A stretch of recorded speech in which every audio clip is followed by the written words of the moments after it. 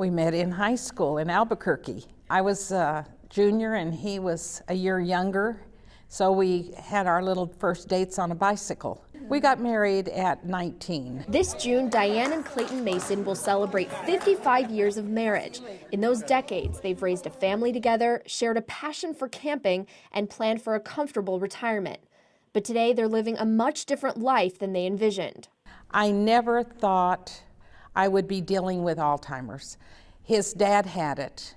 His mother had dementia. So the cards were on the table, but you don't think it's going to happen to you. Clayton's slow slide began 6 years ago. It's just subtle signs, where, like you forget names and then you forget where you put things. As each year passed, more memories faded with them, frustrations grew, and limitations set in.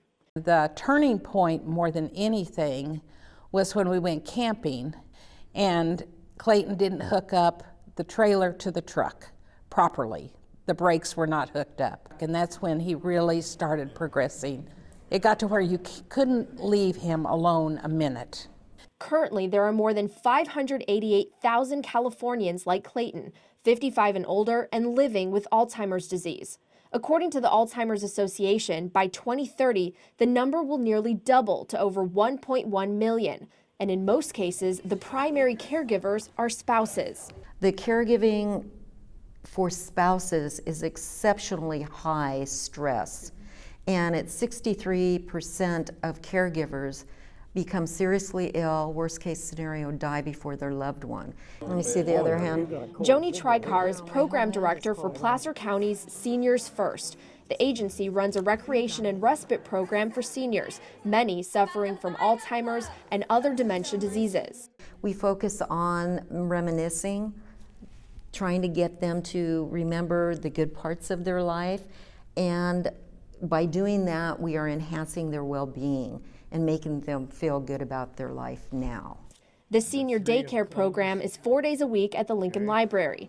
For Diane, it's been a lifesaver. It gives me time to do things I want to do without having to worry about where's he, what's he up to, is he in trouble. Except for this program, I'm on my own. While Diane gets a much-needed break, Clayton and other clients get 4 hours of socialization, exercise, music, games, crafts, and group discussions. That's how we started the program, is because there was an outpour. We need help. We can't, our friends have disengaged from us. Our families don't know what to do.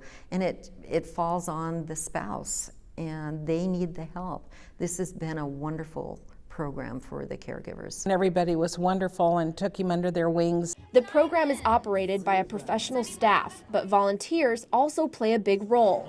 Our program would not be our program without our volunteers. We have doctors, we've had lawyers, we've had nurses, we've had teachers, and they all have something to bring to the table.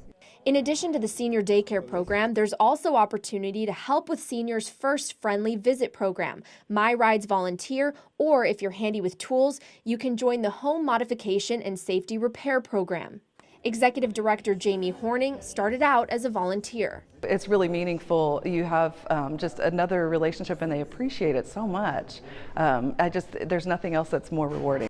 With an aging society, the Alzheimer's Association is pushing the state to develop an Alzheimer's disease plan. Until then, programs like Seniors First will try to fill in the gaps, so people like Diane and Clayton can try to focus on those passions they shared for more than 5 decades. It gives him things he can do and feel good about himself. They make him feel needed and give him jobs and that he can tackle, and he loves it. Natalie Brunel for Common Ground. Okay. Should we